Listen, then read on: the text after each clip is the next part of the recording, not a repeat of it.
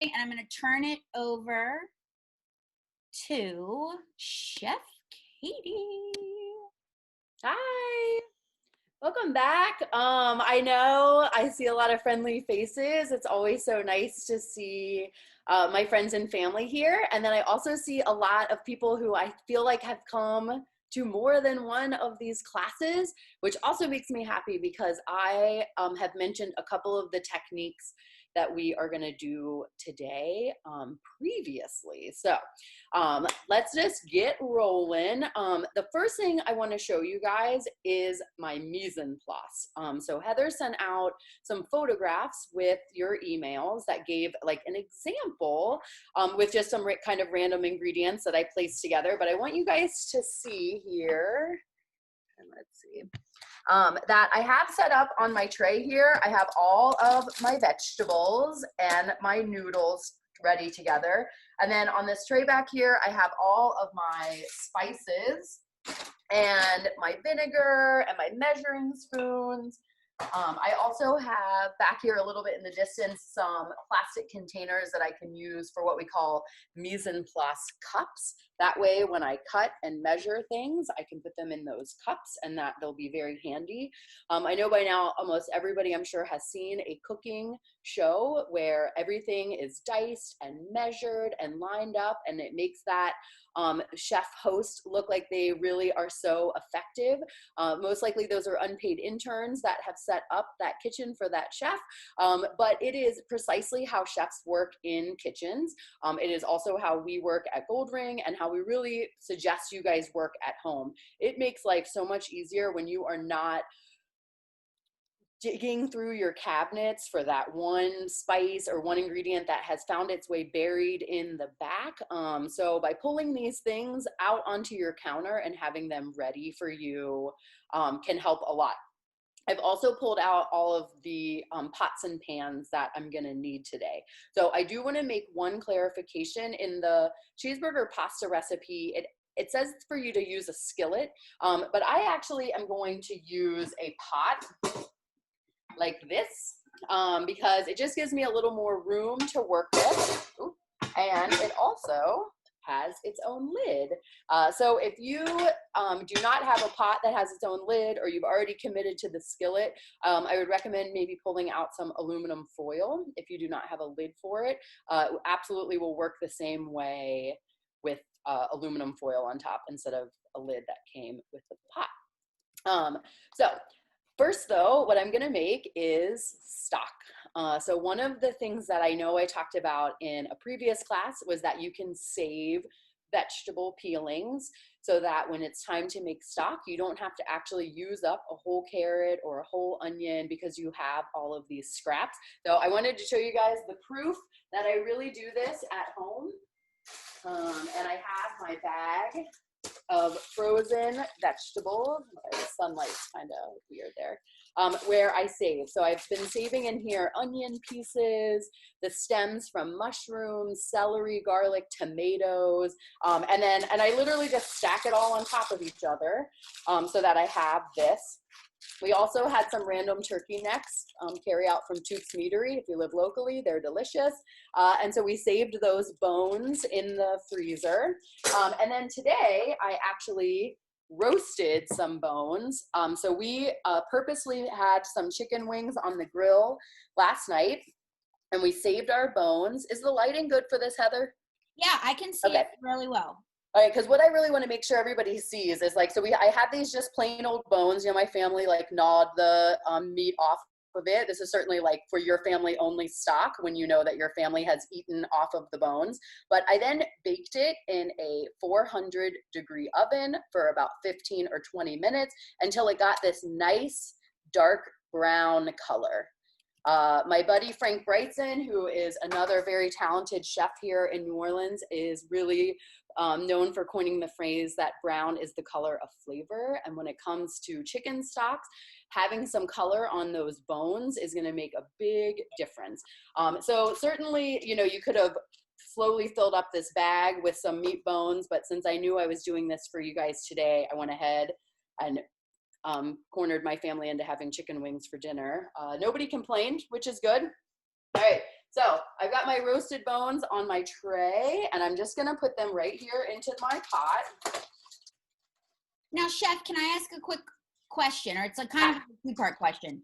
So when I do chicken stock, I have also done a real lazy way of using like the bones left over from a rotisserie chicken that I ate all the meat off of. Yep. Are you down with that idea? Totally. Okay. Absolutely. And then Now, other thing I wanted to ask though is, are you pro roasting the bones versus the idea of just putting like the raw chicken pieces in with your water and your veggies?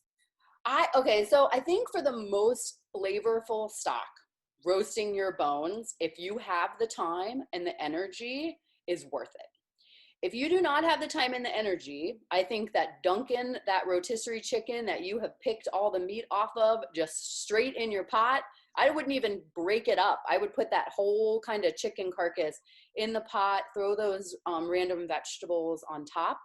You also, if you are cooking something where the recipe has told you to take the bones out while it's still raw, you again can just freeze it raw, those raw bones, and you can put them straight into your pot and not feel like you have to roast them.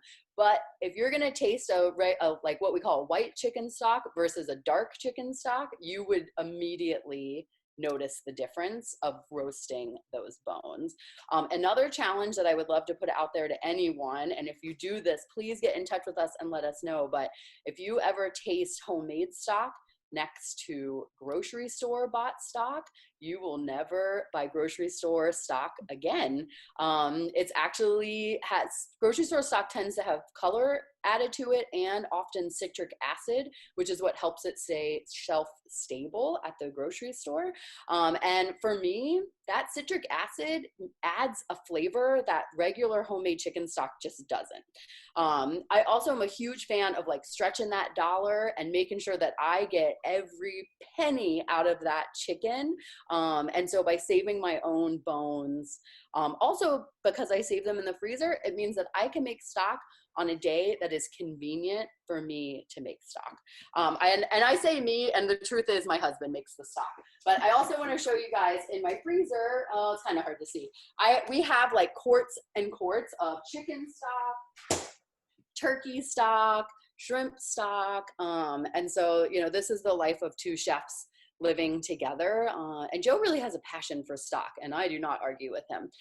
So it's great that we have these stocks like available to us. They're free, they're super flavorful. Next question, how long are we roasting our bones for? If we had like your chicken wing bones, how long did you roast like them? 15-20 minutes. Okay. You're really just looking for that, you know, that nice like brown flavor or color, I'm sorry. So, you know, yes, about 400 degrees, 15-20 minutes, I think is perfect.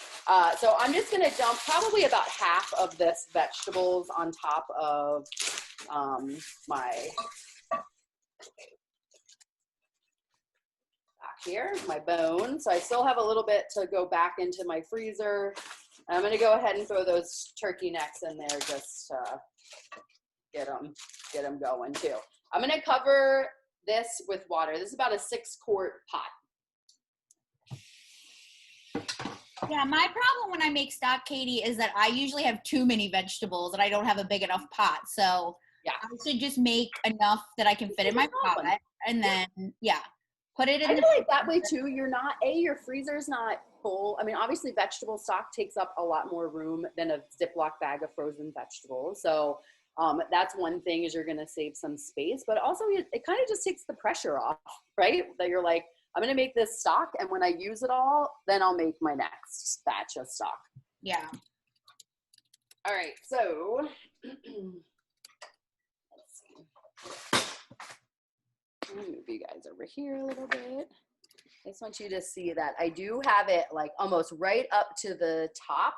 I am going to add 1 bay leaf because, again, it's hard for me to stray. I don't want Joe to yell at me about not making a good stock. So 1 bay leaf you can add.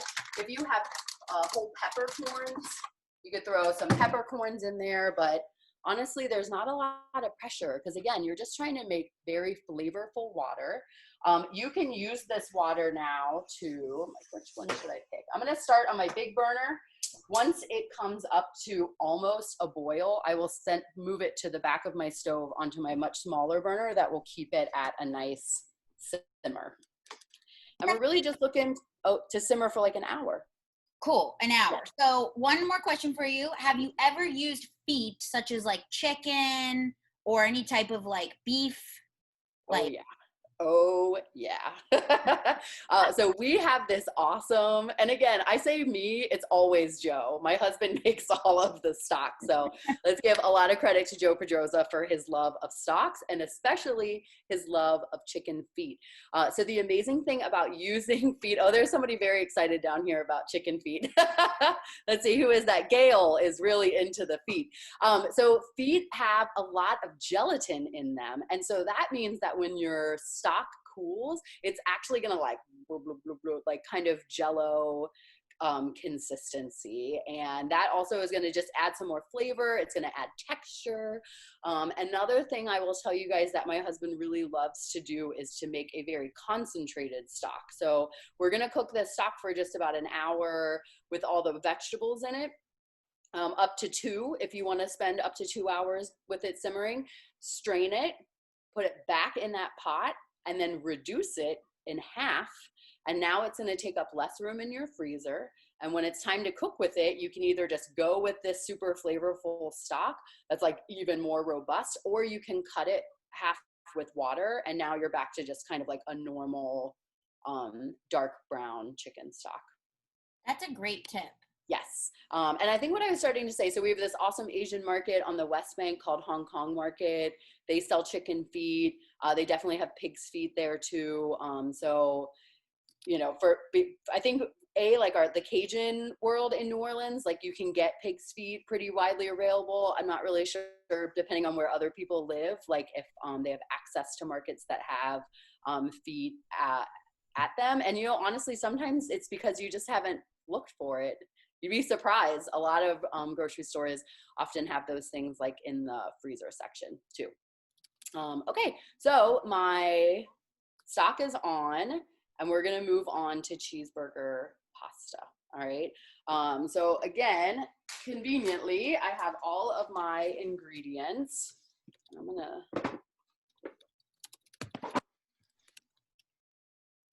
here. Beautiful mise en place. Yes. Okay, so we've got our our zucchini, our onions, our mushrooms. I think some reason because of the hurricane, there was like a run on mushrooms. They didn't have any at Trader Joe's, and so we went to the Hong Kong market and we got these, which I'm pretty sure are shiitake mushrooms. They were labeled Chinese mushrooms, so who knows? Shiitake mushrooms have a very tough stalk, so that I'm actually going to pull off like this. It just comes like right out.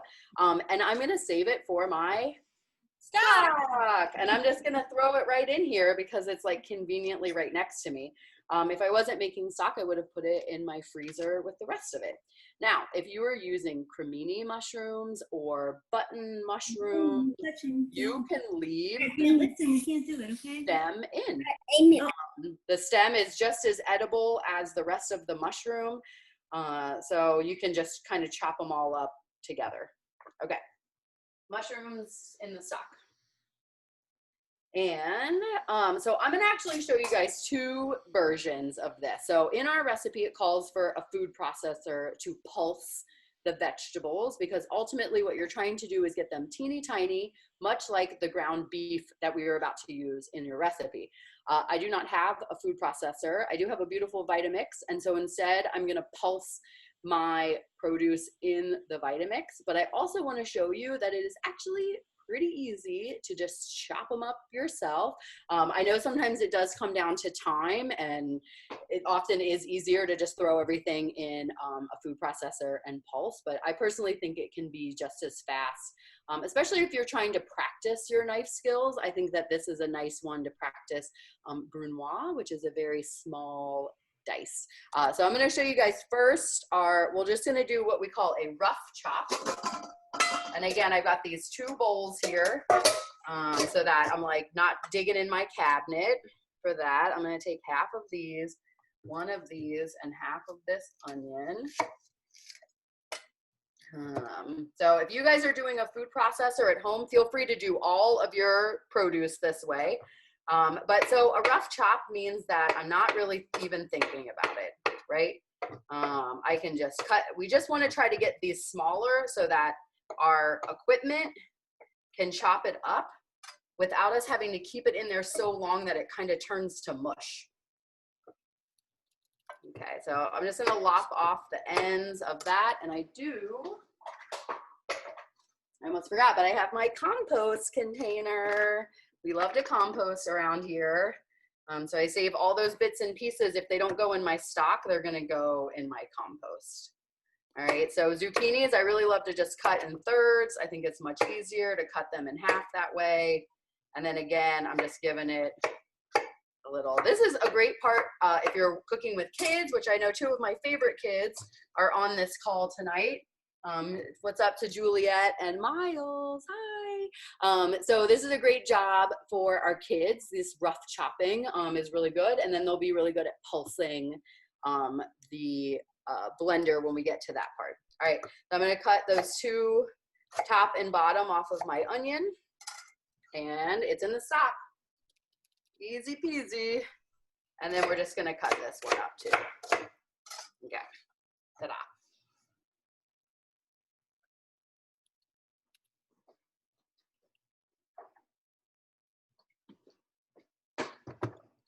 Here is my beautiful Vitamix.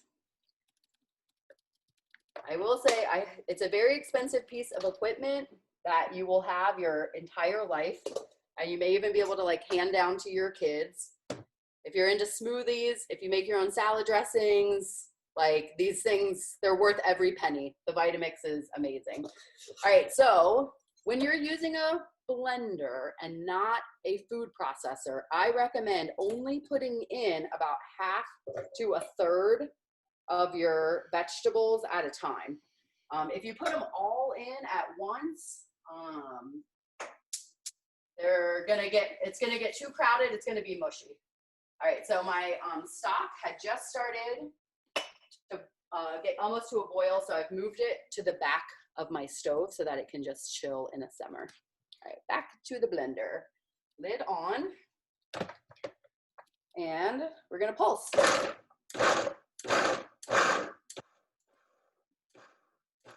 And then definitely, like, you want to scrape down your sides a little.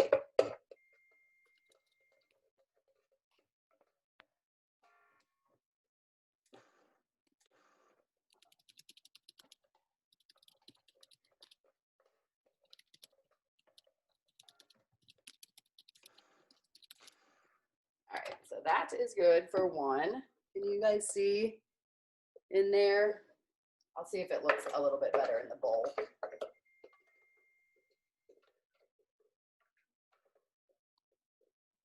It looks like little bits to me. Okay, yeah. Yeah. Yeah. Remember, again, we're just trying to emulate the ground beef. I work with a lot of kids beyond just my own. And I talk to a lot of parents about getting our kids to eat more vegetables. And I don't like using the word hiding or sneaking vegetables in because I really want our kids to be proud of themselves for enjoying how certain vegetables are.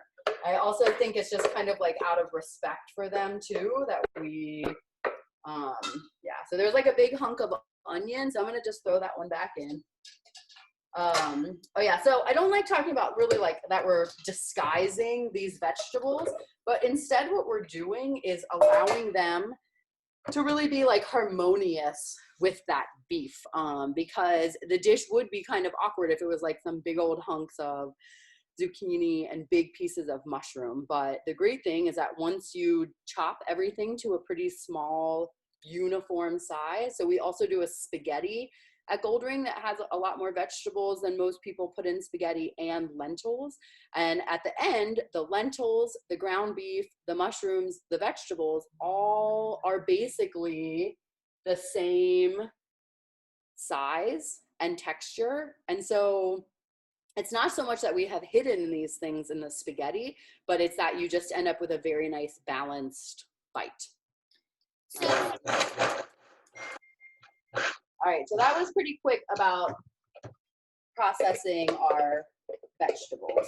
Katie, one more question for you about vegetables. So, Fancy Nancy wants to know, can you use broccoli, or are there any other vegetables that you would suggest? In this recipe? Yeah. I mean, Mom, you don't like zucchini and mushrooms? Where's she at? Oh, here she is. She does. Okay, she's just asking. Okay, so broccoli, Sure. I would say might be a little much. Broccoli, cauliflower tend to be very strong in flavor, but I do think you could use yellow squash. You could use bell peppers. Oh yeah, bell pepper. Good. I bet you could put some lentils in this dish also, and it would, you know, again, like be very harmonious with the beef. And trying to think of maybe carrots or celery. Yeah, I actually made something very similar to this. It was inspired by this, but I made it with chili spices and I put beans in it too. So you can take this in some different directions for sure. Yeah.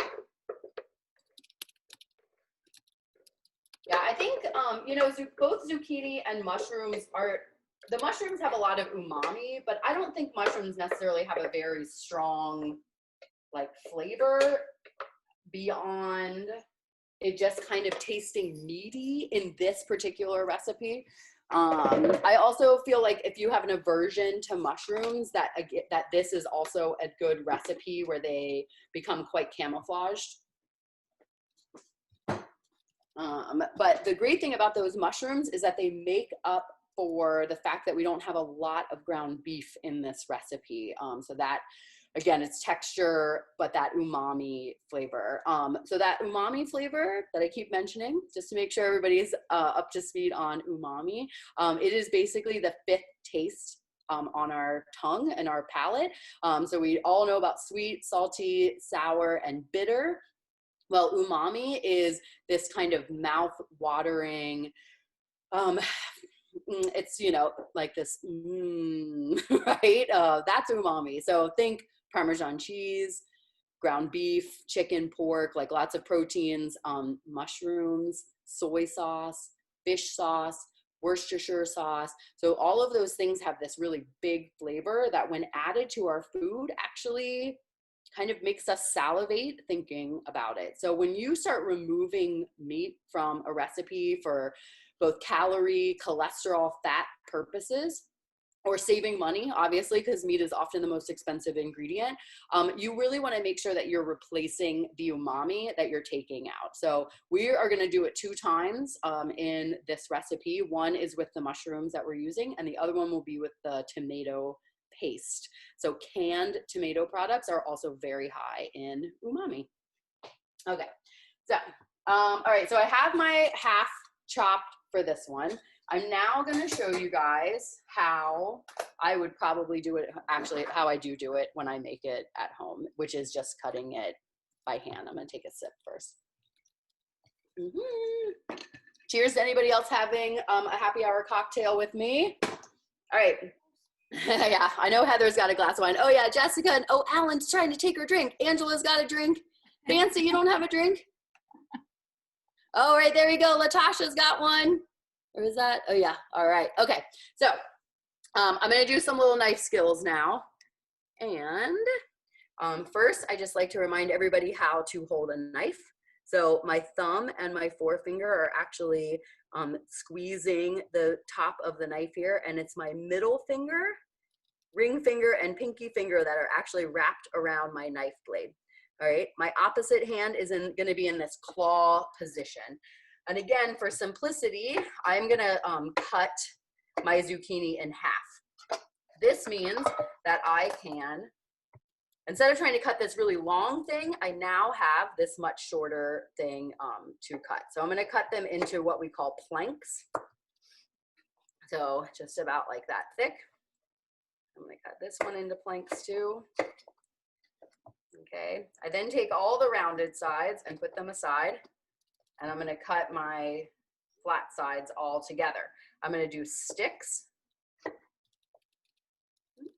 right, that may have been aggressively tall. Okay, so here are my sticks. And then from my sticks, I'm going to do my dice. And this is where I'm really going to hold on to just as much as I can hold in my hand. And notice the tip of my knife does not leave the cutting board. And I'm doing a real follow through with my knife, rocking it forward as I'm cutting. That way I know that I'm cutting all the way through the zucchini.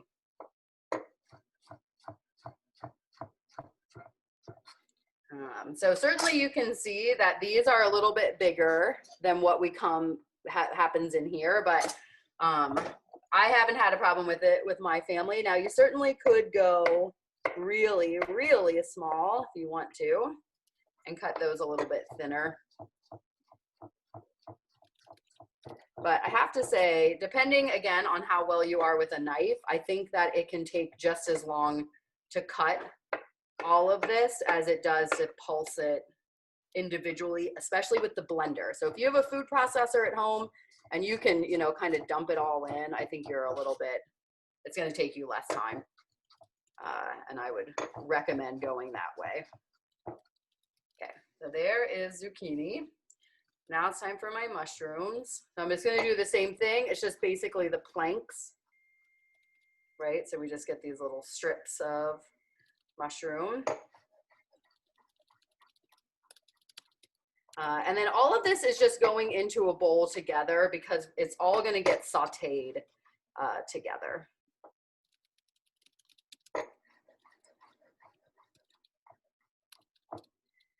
So I will admit, like we never had Hamburger Helper that I recall growing up. We cooked a lot from this Betty Crocker cookbook, which most things called for a can of soup.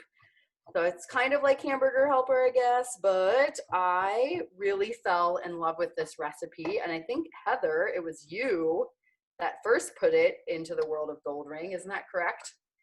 That is true. Yeah. I didn't grow up eating Hamburger Helper, but I did eat it as I got a little older.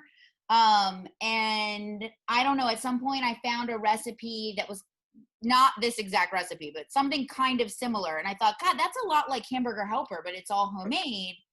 And then it was just one of those things where we're like, hey, we could make something and just add more veggies to it. We can use whole wheat noodles. We can, you know, cut down on the beef, like you said. We could just do little tweaks to it and make it a lot healthier than the stuff in the box. And like you said, if you have the food processor, you're really not asking for a whole lot extra time commitment with this. I mean, food processor makes the chopping so quick that at the end of the day, this whole recipe comes together, you know, not just a little bit more time than it would be to make the box.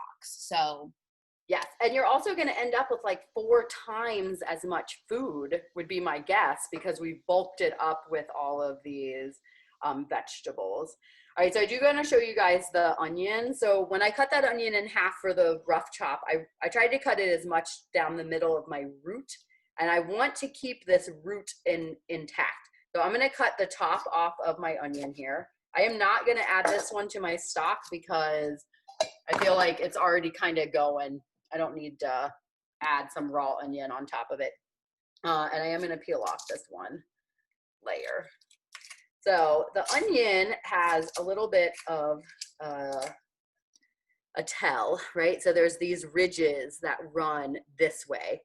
I'm going to cut through these ridges following the arc of the onion, but I'm going to stop about a finger's width from that root end, and you will see why. But so I'm going all the way down to the bottom of my cutting board, but not all the way back here. And by following the arc, it means that I'm not going to have that one piece that's like really big. So because I kept the root in place, even though I have made numerous cuts on this onion, it's all still intact. And now I can turn perpendicular and make those cuts to make this really nice small dice.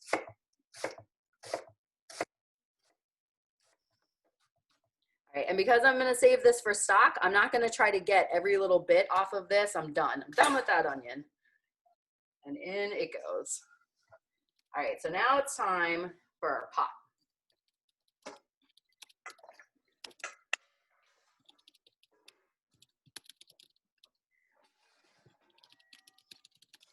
So I like this back burner. Every one of my burners is a different size, and sometimes it is kind of agonizing to decide which is the best. Okay, so let's see. I think we put in a tablespoon of oil. Yeah. So we are real sticklers here at Goldring about measuring things like our oil. I have this pourer on top of mine, which helps it come out a little bit slower, but I am going to measure this 1 tablespoon of oil into my pot. This means that by measuring it, you're actually going to find that you use about half the amount of oil as you would have. I find every time I catch somebody in class free pouring, or I can see their pan and I'm like, oh, there's way too much oil. There's no way that's what our recipe called for. I go over and I scrape it with a spatula out of their pot, and then I measure how much they have put in. This is a tablespoon of oil is the most oil I think I've ever seen in a Goldring recipe to start with. So most of our recipes start with a teaspoon, maybe 2 teaspoons of oil, and without fail, they have a tablespoon of oil in their pot, which if their recipe only called for a teaspoon is actually 4 times the amount. So when you're really thinking about calories and cholesterol and like trying to stay healthy, right, and live longer, that is the easiest thing you can do, is start measuring your oil and cut that excess out, because often you just don't even need that much. All right, so my oil's hot. I know because it's kind of dancing in my pot, and I'm going to go ahead and just dump this right in.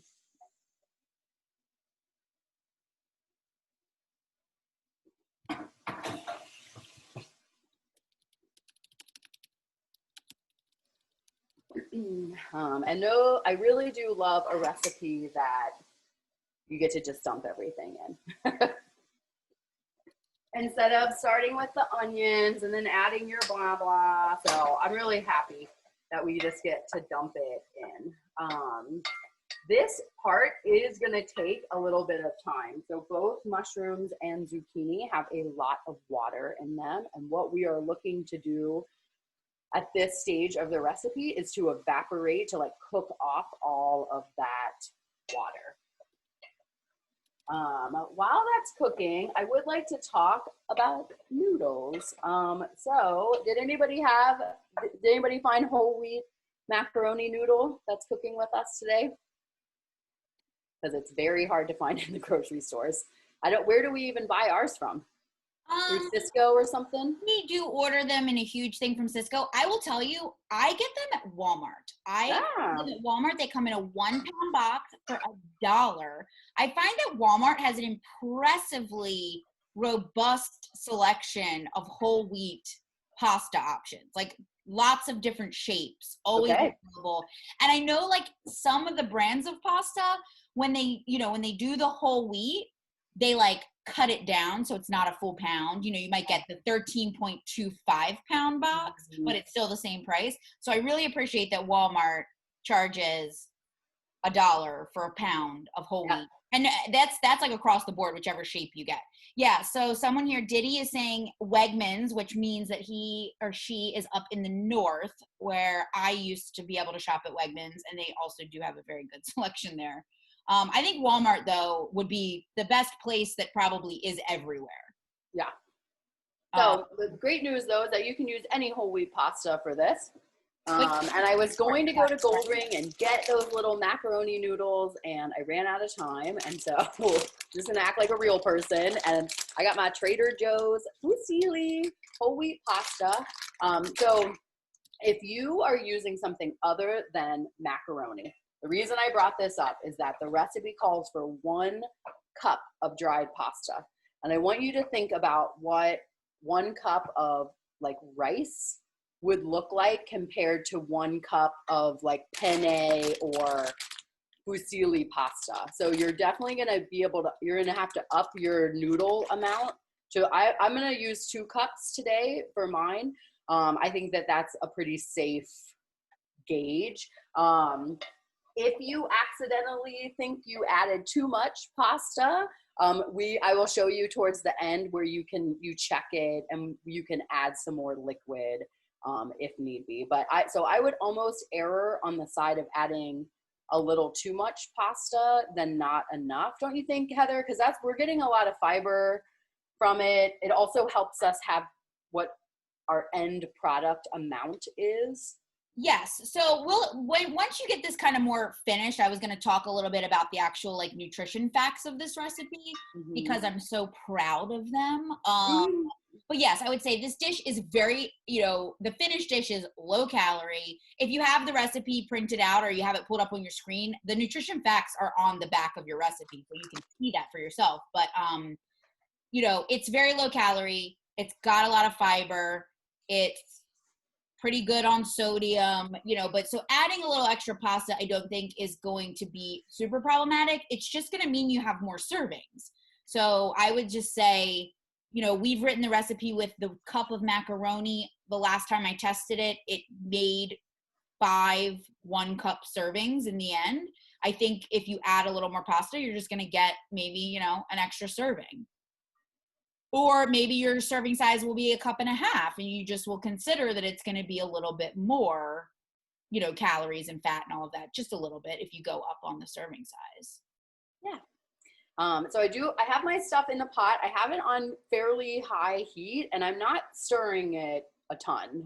So I'm really just kind of giving it a mix just to make sure that it doesn't like stick to the bottom of my pot. But again, there's a lot of moisture in both of these ingredients, or all 3 of them. And so you'll have a good bit of time before you really start to have to worry about it sticking or like browning to the bottom of your pan.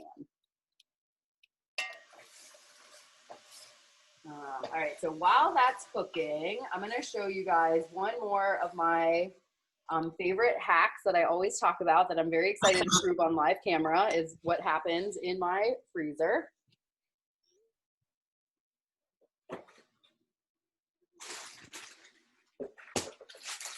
Which is this. So when I open a can of tomato paste, and my recipe calls for 2 tablespoons, you're then left with a lot of tomato paste, right? And so what I do is I freeze it in ice cube trays. You can kind of see this like the ice cube shape. And then I pop it out into this Ziploc bag and I keep it in the freezer. And when I have recipes like this that call for 2 tablespoons of tomato paste, I can assume it's close enough to 2 tablespoons for me. I love that tip, Katie. I am notorious for just putting my extra tomato paste in like a little Tupperware container, and then somehow it makes its way to like the back of the fridge, and then I find it months later and it's got furry mold all over it. I'm like, right? Oh no, fail. Like, I mean, it lasts for a while in the fridge, but not that long. It's right. And it's because it's just not an ingredient that we're necessarily cooking with every single day. And so you always think like, oh yeah, I'll do something soon enough with it. And you never do. Yeah. And I will say, so I've even taken this a step further, is that I no longer buy those very small cans of tomato paste. I actually buy a very large can of tomato paste so that I know that I can get almost an entire ice cube tray full. They do also sell tomato paste now in like a toothpaste tube. Mhm. So it's finally made its way to America. Europeans have been doing this for a very long time. We did not catch on until very recently. But you now can buy just a tomato, like a tube of it, and it stays fresher, longer, and it's easier to. I think the tube is a little more expensive though. I like your idea of buying the can, the big can. It's probably cheap, and then Yeah. you have it ready to go in your freezer. It's like you're setting yourself up for future delicious meals by just doing like a little bit of extra work when you come home from the store with that big can of the Yeah. tomato. Like I think that's genius. Yeah, it's very similar to freezing the vegetables for your stock, is like utilizing your freezer to hold on to ingredients like that we think about like belong in our pantry, but realistically, like it works well. My freezer sometimes looks like we're prepping for the apocalypse. It's like a very coded secret place in there, full of stock, as I've mentioned. And you'll see when we get to the salad, my stash of nuts and seeds that I also keep in my freezer.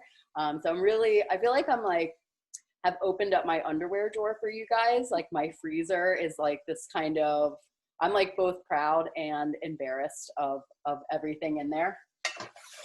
Chef, can you show us I'm curious to see what your pot looks like at this point, like what the veggies are looking like. Allow me to show you how far they're coming along. Yeah. So you'll see, can you see, I definitely have some like dark color on the bottom of my pan. Like it is starting to stick a little bit right there. So I have started stirring it a little bit more, but I still want to give it about 2 more minutes. Like it's still a little shiny. Does that make sense? And I also will turn it down to like a medium now instead of a medium high that it was on. And I'll tell you why, because all that brown stuff that I showed you that was stuck to the bottom of the pan, it's not going to get burnt, because remember, we're still just cooking off all of this water. But when we add our chicken stock, we're going to be able to do this thing called deglazing. And so to deglaze means to get all the bits and pieces off of a pan or a pot, that brown color, and it's going to reincorporate it into our recipe. So it'll be nice to actually get that, some of that coloring is going to add more flavor.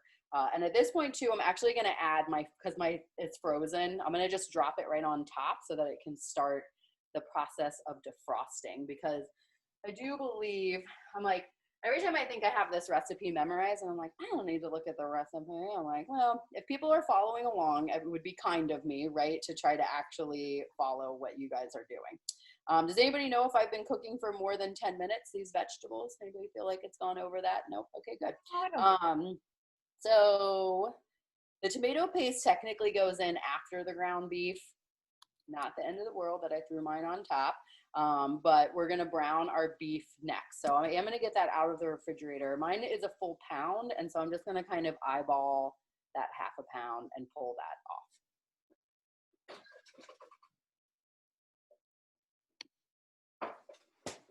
So I did pull everything out of my fridge on those mise en place trays that you guys saw, but these few refrigerated things like the milk, the yogurt, the cheese, and the beef, I just put so that they were very accessible in my refrigerator, so that again, I wasn't like searching for them. And then much like the tomato paste lesson, I am going to freeze this other half a pound of beef that I'm left with, because again, it will just totally get hidden in the back of my fridge. Right, you want to see this? This is like a real level of professionalism here. That's just like, oh, there you go. That's half of it. Well, that's kind of what I like about this recipe, though, with it being half. I feel like half is easier to eyeball than, if we said 3/4 or a quarter or whatever. Yes, no, I totally agree with you, Heather. And also, I just feel like I want people to know, like, you don't have to stress out. Like, don't run out and buy a digital scale just to measure this meat. So this is going in the freezer. All right, and I am going to go ahead now and add my beef. And this is actually, I want to show you guys, if I can get some of the steam out of the way, this color that is on the bottom of my pan, because I am actually very excited about this. Can you see it? It's kind of dark. So what I'm actually going to do, wait, sorry. All right, I'm sorry, I dropped my speaker. You guys all still there? We're still here. We're still here. Okay. Okay. I'm gonna add about a tablespoon of water to my pan to help with some of that deglaze. Or actually, I'm gonna use my chicken stock.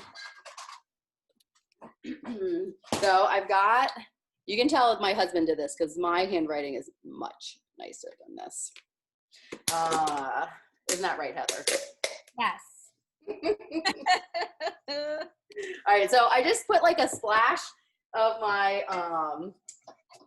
I know. stock in there. Nancy wants to know where's your sous chef, and I was thinking that earlier. Maybe we need to have Joe come in and make a guest appearance on one of these classes. Oh yes. Well, remember when he did make that guest appearance on my first one, and there I turned from the camera and I look at him and I'm like, what do you want? So since then he has like evacuated the building. Don't forget, he is my child care, so unless we get the whole family in here, which would be pretty chaotic, I would have to say. So I do want to show you guys what I did. So I kind of moved all my vegetables to the side so that my meat can start to get a little brown. So see how I just kind of pushed it over? And so that way that red meat is going to get the exposure it wants to the hot metal to get some nice brown color. And my tomato paste is kind of defrosting in that pile of vegetables. That's what the word I'm looking for. Okay. For people cooking along, are we happy? Am I moving at a good pace? Does everybody feel caught up? I know some people are cooking. Corey's giving the okay sign. Okay, great. Let's see. Okay, excellent. Yeah. Well, so we have a little bit of time while that meat browns. I'm going to go ahead and measure my spices. Oh yeah, we got another thumbs up. Okay. All right, good job. Good job. This is also a good time that you can grate your cheese while we're waiting. Okay, so two things about spices. So last time we had class, I talked to you guys about these little metal containers and how much I love them. My children love eating out of them, but I really like measuring spices and putting them in there.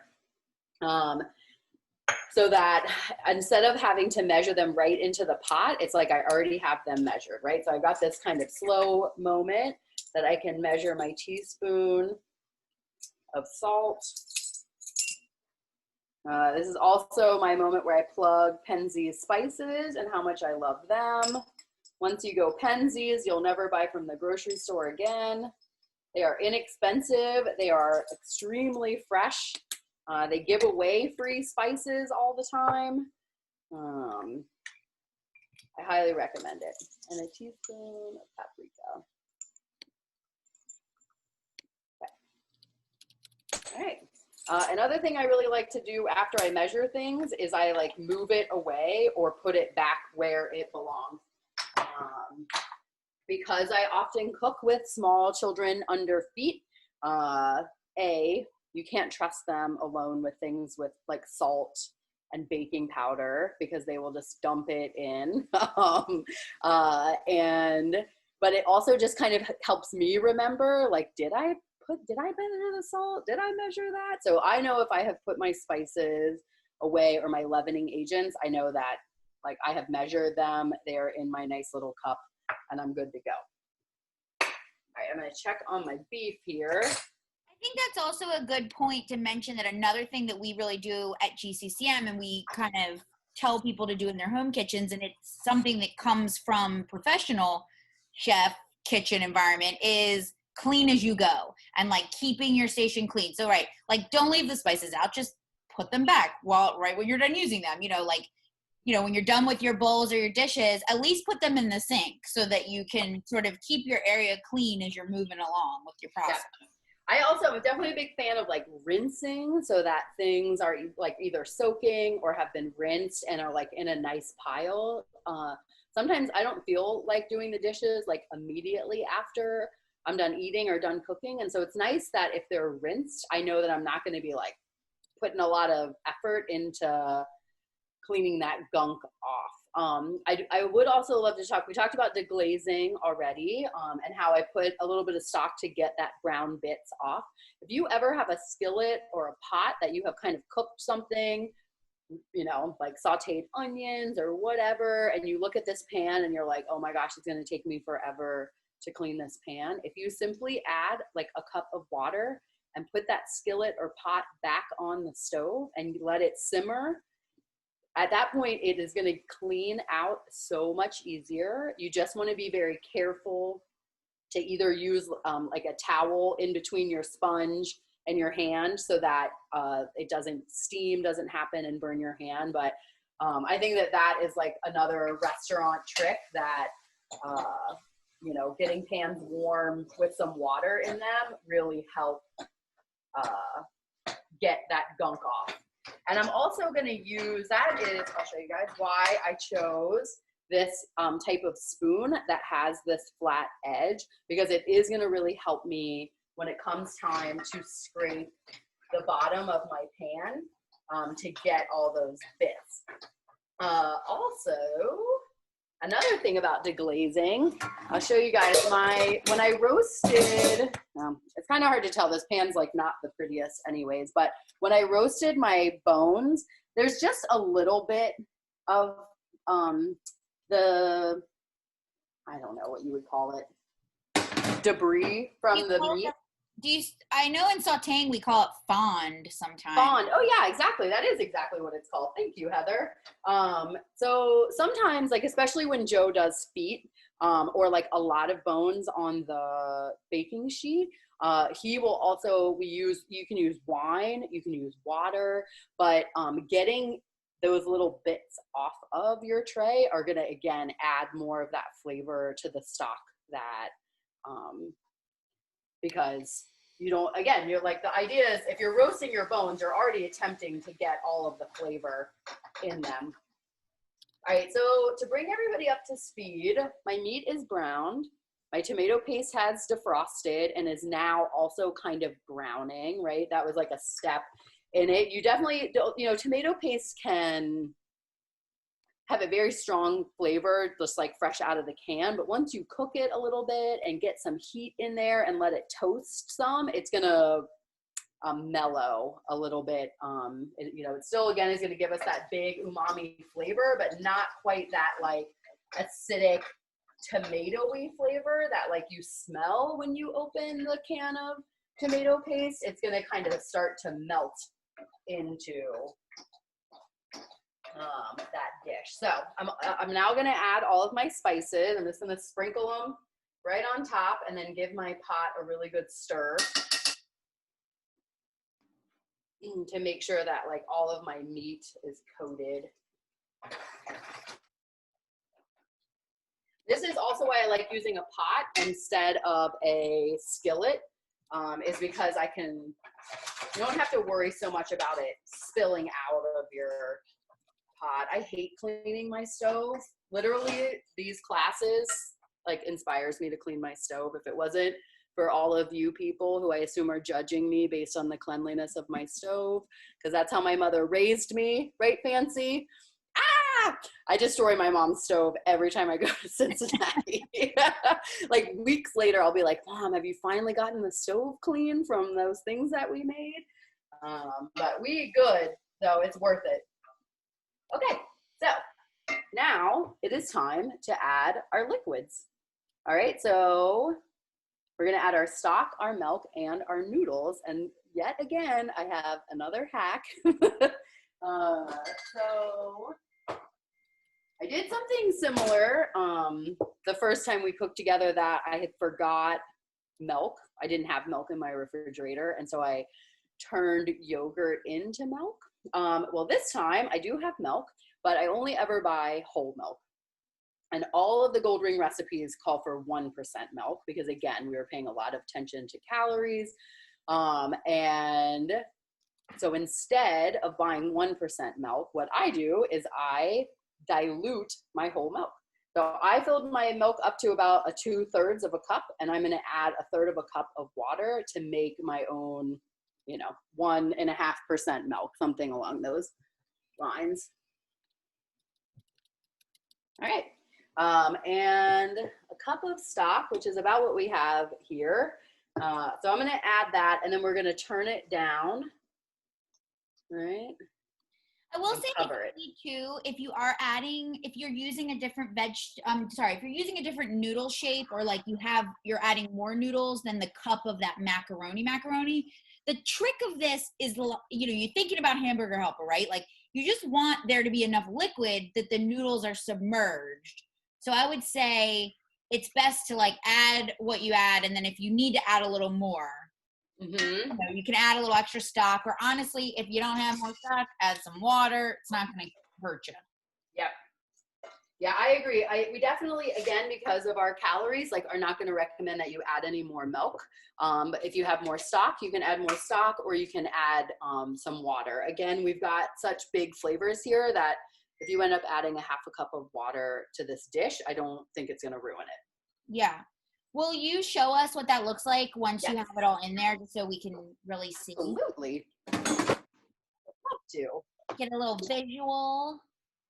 Oh, and I got a kitten at my feet. He has not cared about what I've been doing this whole time, and now he must smell the beef. All right, so I just added everything. I'm giving it a little stir. I'm so sorry. Let me show you. I pulled it off of my other burner and moved it over here by me, just because I don't want it to I want to be able to give it a nice stir and get everything coated and looking good without it actually still continuing to cook. That's just something I do that I think makes things easier. And I'm going to give it like a little shake to level it out. And then I will show you guys what my pot looks like. All right. So you can tell, hopefully, that there is, I'm probably going to add a little bit more liquid. Don't you think, Heather? Yeah, I'm going to go ahead and just add another 1/2 cup, maybe a cup of water. I always find too that when this is finished, like when you get to the point where the noodles are done and you dish it out, like, it kind of does that thing where it does sort of, if you have a little extra liquid, like, it will absorb it. It's not going to be the end of the world. And I think with a dish like this, you want your noodles soft, right? Like, Yes. you're not looking for super dente pasta here. So Yeah, I was going to say the same thing. I think no matter what, you just want to make sure your noodles are cooked. Okay, so I added another 1/2 cup of water, and I'm a little happier with what it looks like liquid-wise. So I'll show you guys again that I feel like it shows a little bit more submerged noodles. Okay, so now I'm just going to put it back on that low burner and put my lid on and maybe set a timer. I guess I would set a timer. This says 8 minutes. We'll start with 8 minutes. Yeah, I think it really just depends on what your package of pasta says. Like, I know that whole wheat macaroni tends to be pretty good right at 8 minutes, but with your larger shape, it might just take a few more extra. Yeah. Okay, so I think we should move on to our salad. So we're just gonna kind of forget about that pasta for a little bit. We will have plenty of time to grate the cheese at the end. When we add the cheese and the yogurt, because it's also, when you're adding dairy like cheese or yogurt or sour cream to a dish, you really don't want it to be popping on fire hot. It is nice to let it cool down just a little bit, because otherwise you might break your dairy, and then you end up with those little white dots instead of what looks like this very creamy gravy deliciousness. So don't fret about the cheese and the yogurt. We will not forget it. And I think let's make the dressing first, shall we? Just give me 1 second to rinse my blender.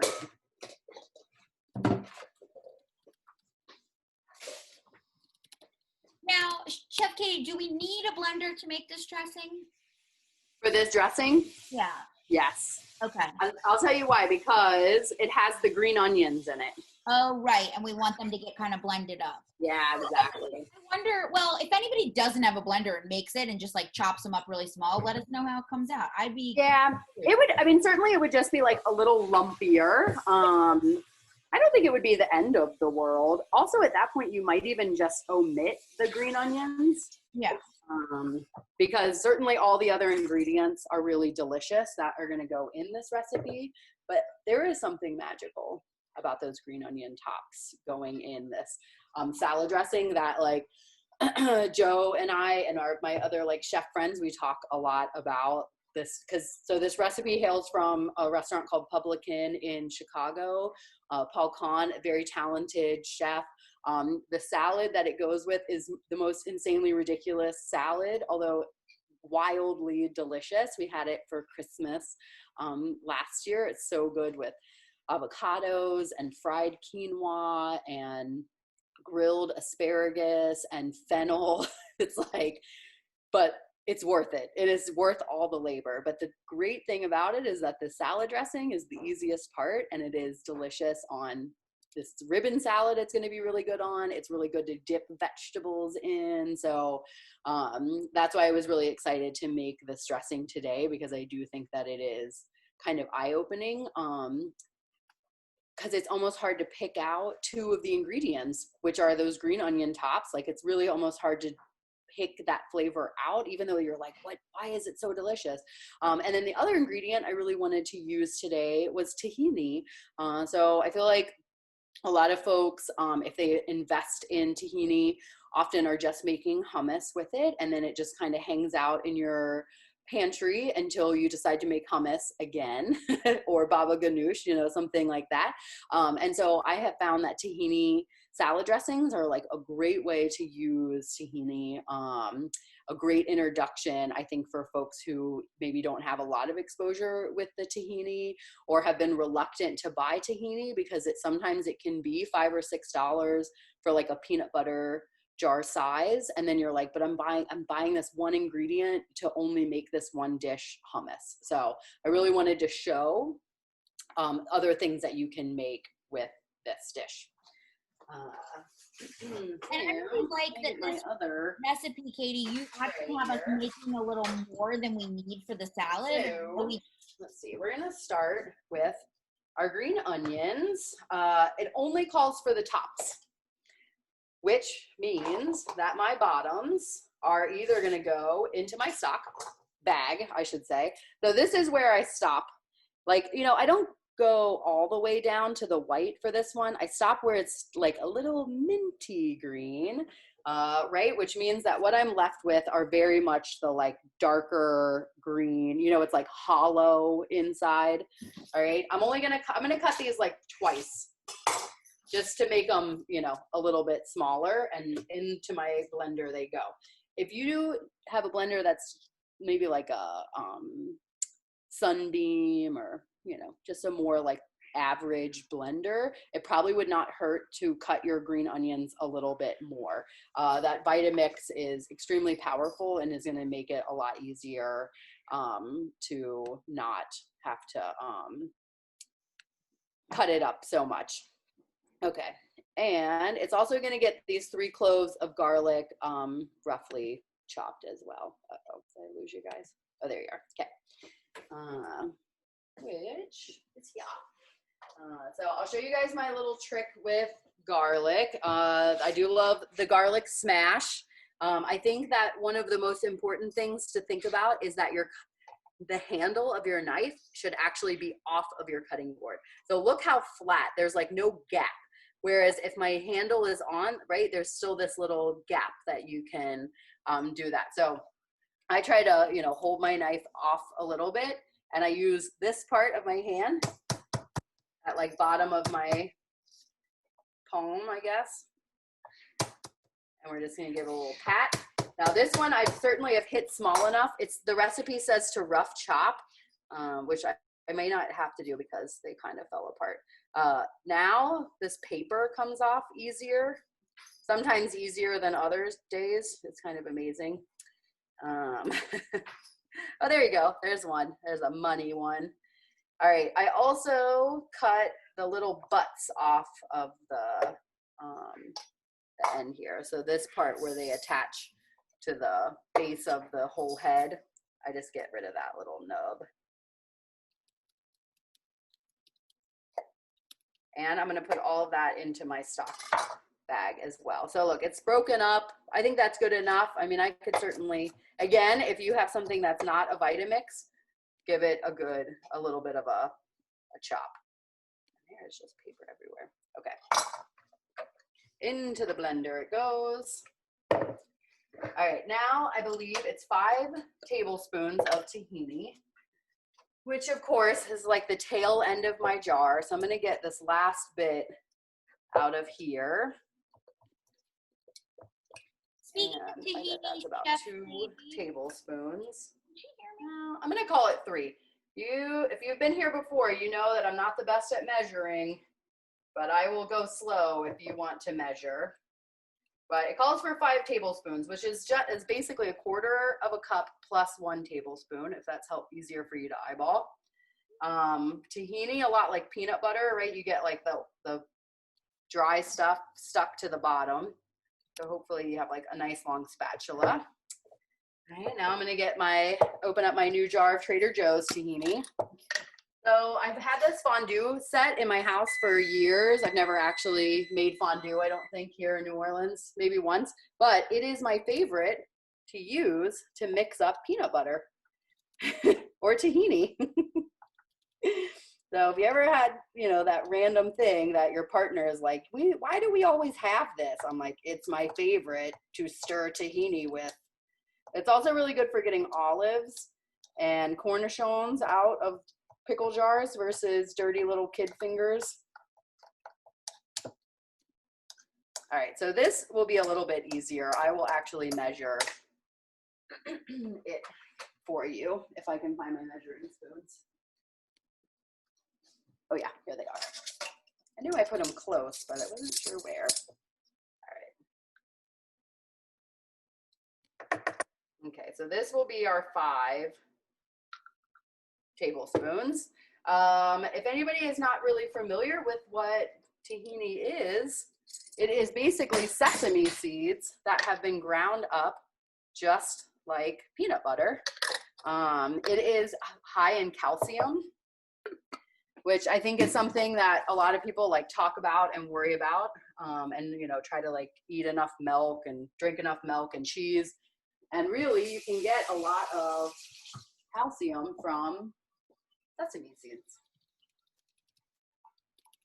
Okay, Heather, if you'll be kind enough to help me out with my measurements, what's my next ingredient? Yeah, I have it right here. So also, Chef, Gail is asking if you have. Hold on. Why? Oh, I can't hear you. Oh no. Try again. Can you hear me now? Huh. I'm like, did I break this? It would be very sad if I did. Okay, let's try it now. Can you hear me? I can, but not well. Huh. All right.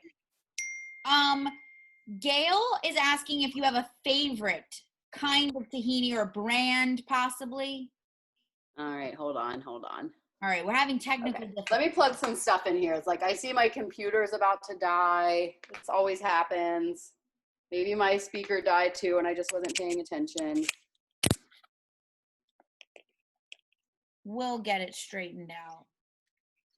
I know I'm not the hugest tahini fan, which is why I didn't want to answer Gail's question for Katie.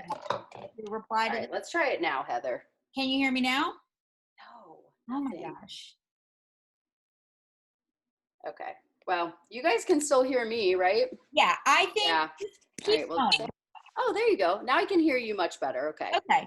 So Gail wants to know if you have a favorite brand of tahini. Wow. You know, I said tahini's not really my favorite thing. I like it in things like what you're making here with this dressing, but I don't like love it on its own. And so I feel like I'm a bad person to answer that. But yeah. Now she says she's in Columbus, Ohio, and they have different African stores where she's seen it. Yeah. So, okay, so this Krinos brand I've had good luck with. The Trader Joe's brand I also think is fine. My favorite brand has Arabic writing on it, and it's a brown container with a green lid. I Where don't know what it where is. do you buy that one? Yeah, at Mona's. Oh, at Mona And in New yeah, Orleans. so we have a Middle Eastern restaurant that has also a grocery store attached to it. And so that's like my favorite one, but I don't get there all that often, which is why I got Trader Joe's today.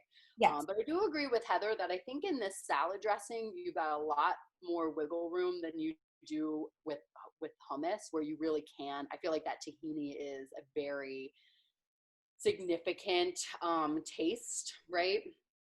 Quite, it's really pronounced, and that can. Okay, let's see if I can do this. Okay, great. I got my recipe, so I don't need your help anymore. Although I did appreciate the offer. Well, Maybe I'm because here for backup if you need it. I got your back if you need okay, it. great. I appreciate it. All right, so soy sauce, low sodium. I don't think mine's low sodium, but they do sell low sodium if you can find it. Yes, we prefer the low sodium. Which I think is smart. I mean, honestly, if it wasn't for my husband being so cranky about it, I would most likely have the low sodium at home too. But some things are just not worth the battle, right? Yeah. So apple cider vinegar. We also are going to do a quarter cup of that.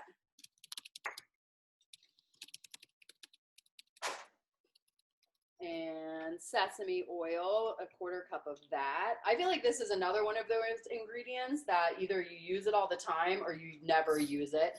So it's kind of nice to get a whole quarter cup out of the, oh yeah. Let's see, I forgot my timer went off. Did I set a timer? Yes. Yeah, and it did go off. So it's definitely not ready. Okay. I'm gonna give it a stir. It definitely still has a good amount of liquid in it, so I'm not too worried about that. I did turn my heat up just a little, and that might help. Yeah, get it absorbing into the pasta a little quicker. Yeah. All right, and now I've got some maple syrup. That is also a quarter of a cup.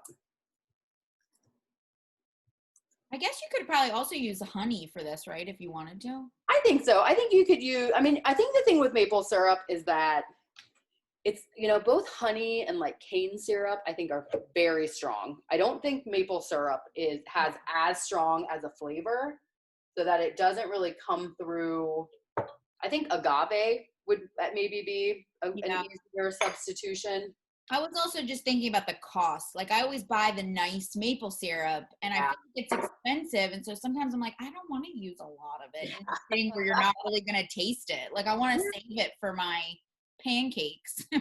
Yeah, I agree with you. I was just thinking, but yeah, I mean, so any liquid sweetener would do the trick. Any liquid sweetener, I agree. All right, so it calls for 2 tablespoons of water. I just used my quarter cup measurer because it's got all that other stuff I measured. Half of a quarter of a cup is 2 tablespoons. Voila. I've got a 1/4 cup measure thing in my salt. Ding, and in that goes. Okay, and that is it. So that's another thing I love about this dressing is that it's not a ton of cutting and it all goes in the blender. All right, so I'm gonna blend off screen because I am gonna let it go for almost a whole minute because you really wanna make sure that the green onions and the garlic are sufficiently pureed.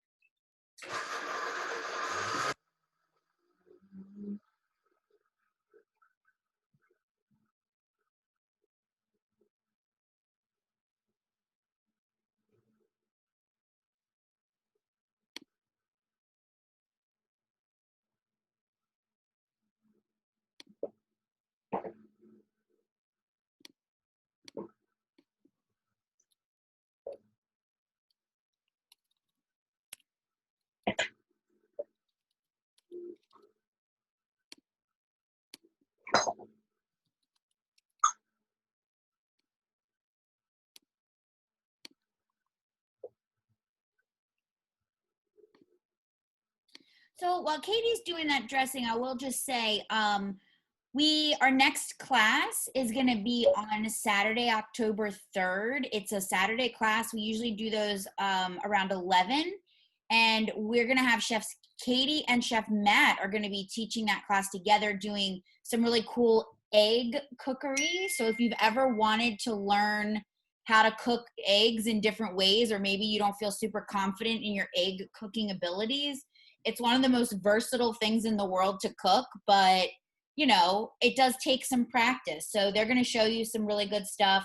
I unfortunately don't have the tickets up yet, and I just got an email today that my website's going to be experiencing technical things tonight. So what I'll do is I have all your emails because you obviously all signed up for this class. I'll make sure that when I put those tickets up in the next couple days, I will send you an email with the link in case anybody is interested in signing up for that one, so you'll have it handy. I'm excited for it. I think it's going to be fun. I know. I am too. I really love eggs, and I feel like when we were teaching the community classes in person, that anytime we dealt with poaching eggs or scrambling eggs, there would be a circle of people around me watching that one group poach their eggs because everybody wanted to learn how to poach eggs. So Matt and I are actually meeting about that tomorrow. So we should have a menu hopefully coming out of that soon that we can really figure out what exactly we are going to teach you. But I do know poaching eggs for sure is going to be one of them. And I do think Matt wants to do an omelet. I'll definitely talk about frittatas and hard boiling eggs. So we shall see. Okay, so here is my finished product, right? It should be nice and it really did get kind of green from those green onions. I love it. Say it again. It's kind of green from the green onion. It is a little bit. I don't know. That might be the camera or the computer. Well, I think it looks like a pretty color. Quite brown. Yeah. So I'm going to taste it because chefs taste their food. Oh yeah, it's so good. Yum. All right, I'm going to put this in my fridge actually while we wait. If I can find room.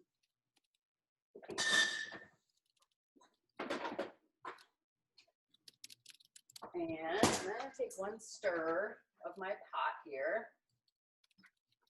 Oh, yeah. All right, it's getting there. Okay.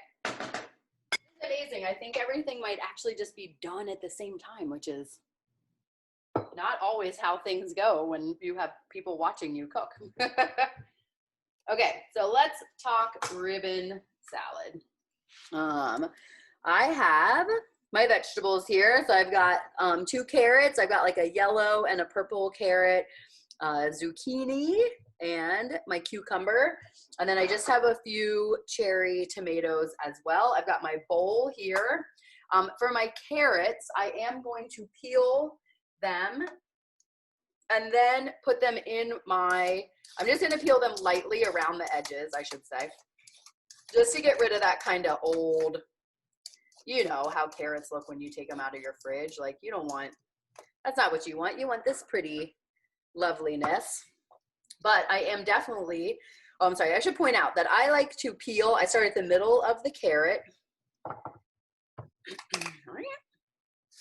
And I peel away from me as I'm turning my carrot. And then I flip it over and peel it the other way, and the same kind of turning motion. And then all of this is going to go in my new, the stockpile I've been building, my treasure, I should say. Let's see, I'm going to get a fork and try my pot stock.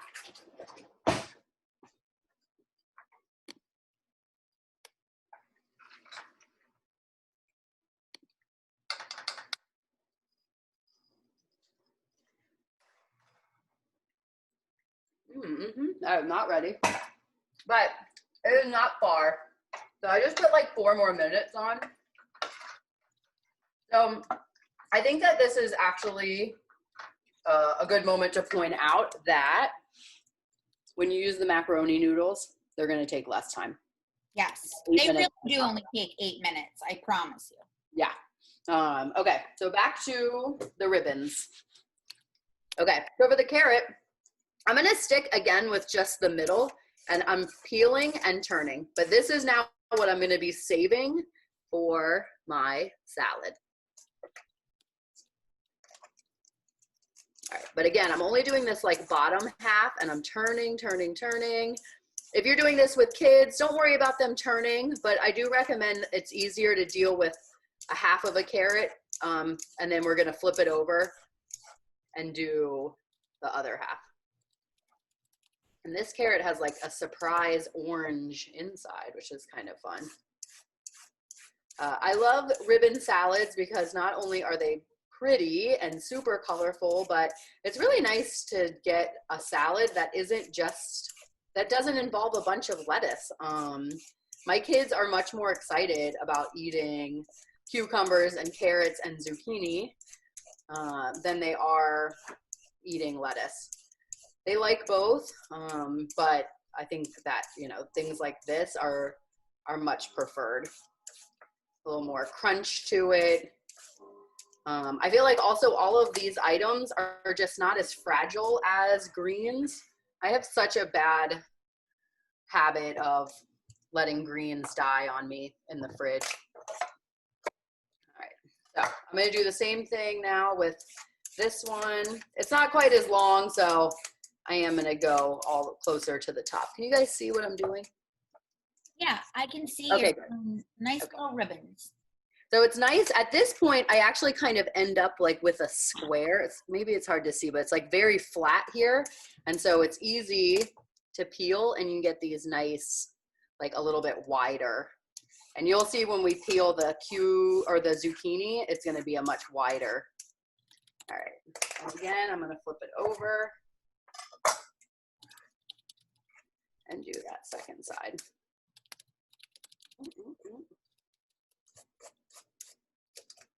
And then because I know that this is going to be stock, like this one's annoying me, so I'm going to stop doing that. And I'm going to eat this carrot because it's good. Okay, so in our bowl that goes. One of my favorite things about making stock is that I don't stress over cutting up that last little bit of onion or peeling that carrot that keeps sliding away from me. All right, same deal with our zucchini. We're going to keep that skin on because the skin is definitely a lot of the nutrients and good stuff. But I do love to try to slice it so that I get mostly white and some green. Yeah. Which after your initial peel is a little bit easier.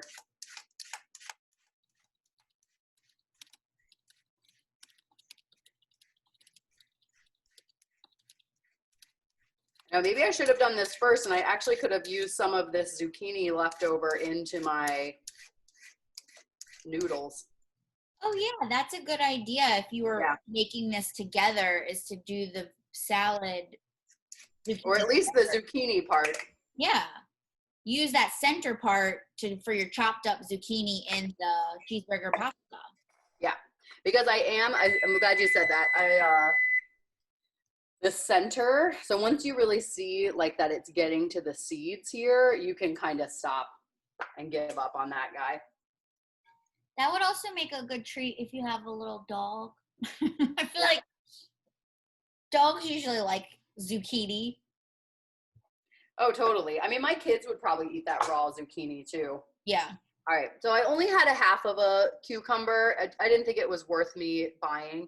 So I'm gonna show you this too, that when it's a little bit smaller like this, it's kind of nice just to hold it in your hand and peel.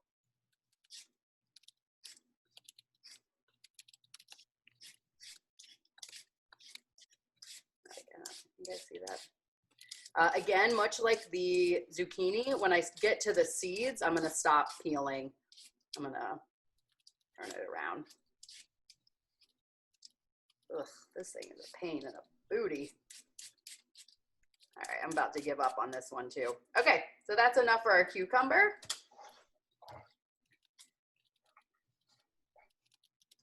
So here is our bowl, right? I love to tell people to really try to eat like 2 to 3 colors a meal. So we've got orange, purple, green, white, yellow. I don't know what you would call that, Karen. And now we're just gonna, I'm just gonna have these cherry tomatoes. Nothing too crazy. And then we'll talk about my seed and nut collection in my freezer. So I will say Trader Joe's has really opened up my world to affordable nuts and seeds. So they have a great selection of both raw or unsalted pumpkin seeds, sesame seeds, pistachios. I do always try to buy my pecans locally because we do grow a lot of pecans here in Louisiana. But pretty much every other nut in my world comes from Trader Joe's. And I really like to add nuts and seeds to salads for that crunch, right? I think everybody can get behind crunch. All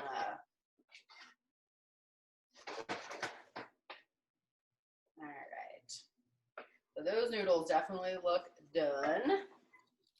So I've turned the heat off of my noodles and I'm just gonna let it chill for a little bit. I'm gonna get the seeds out for our salad. And again, we're gonna let that kind of cool a little bit and then we're gonna add our cheese and yogurt.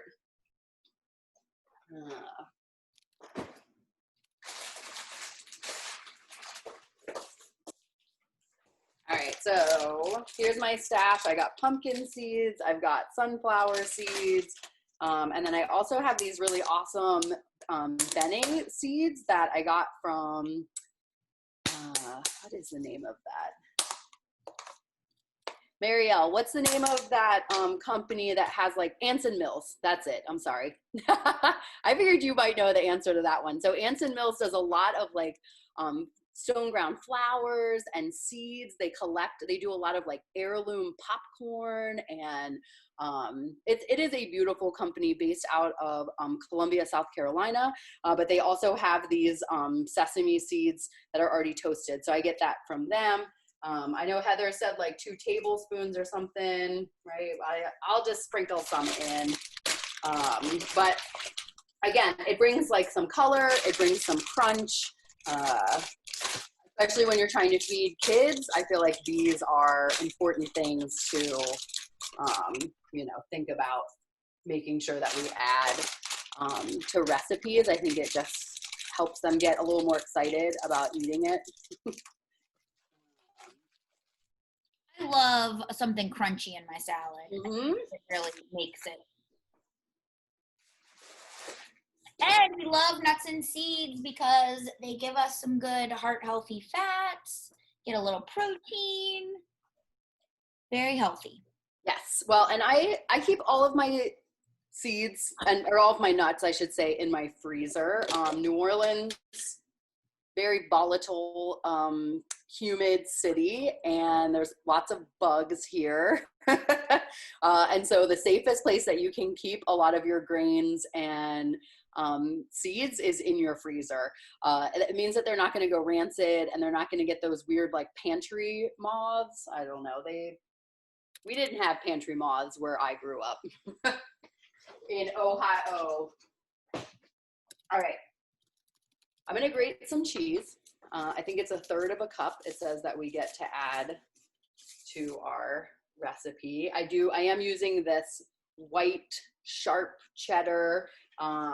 When you are, you know, trying to lessen that, like the amount of cheese in your life, going for the best cheese and the sharpest cheese with like the best flavor is, I think, a good way to kind of find that balance. I also have this awesome cheese grater from IKEA that I love so dearly. So it slides off, and then it also has a lid on it. So I usually always have grated cheese. I'm certainly a person who does not buy pre-shredded cheese, mainly because it always has an additive added to it. You know, it's like it's a little bit more than just cornstarch, but there's a reason why pre-shredded cheese does not stick together, and it's because something's been added to it. And I just try to not have, I'd rather just have cheese, I guess. I'm not judging, I'm merely stating how I do it. So I usually always have this container, and because it has this nice lid, it means I can hold pre-shredded cheese in my refrigerator. That makes it just as convenient as buying a bag of pre-shredded cheese. I love my Costco cheese. So I love getting like big bricks of cheese from Costco, and I cut them into thirds or quarters so that when I am working with a brick of cheese, it's not like a whole 5-pound brick of cheese. It's just like a section of it. This means it's gonna last a lot longer and not grow mold as quickly. And our yogurt, I have yogurt here. Okay, so here is our third of a cup of cheese. I'm gonna add that first, right into here. So by adding that cheese first, again, it's gonna cool this down just a little bit. And then I think it's 2 tablespoons, right, of yogurt. Yeah, 2 tablespoons. Okay, great, thank you. All right, where did I put that tablespoon measure? Found it.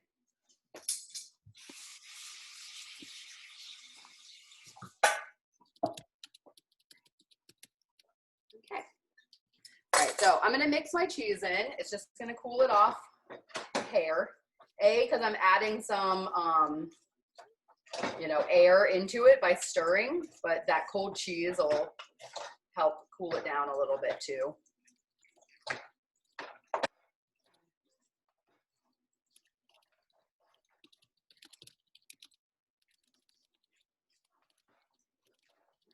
And now I'm going to add my 2 tablespoons of Greek yogurt. Heather, what do you think if somebody just has plain yogurt? Do they get to add a little bit more? No, I think that the reason we like the Greek is just because it's a little tangier. It's definitely like thicker and I think richer. Even when you use the like fat-free, I think it's just better for this type of application. So no, I wouldn't say you get to add more. Okay.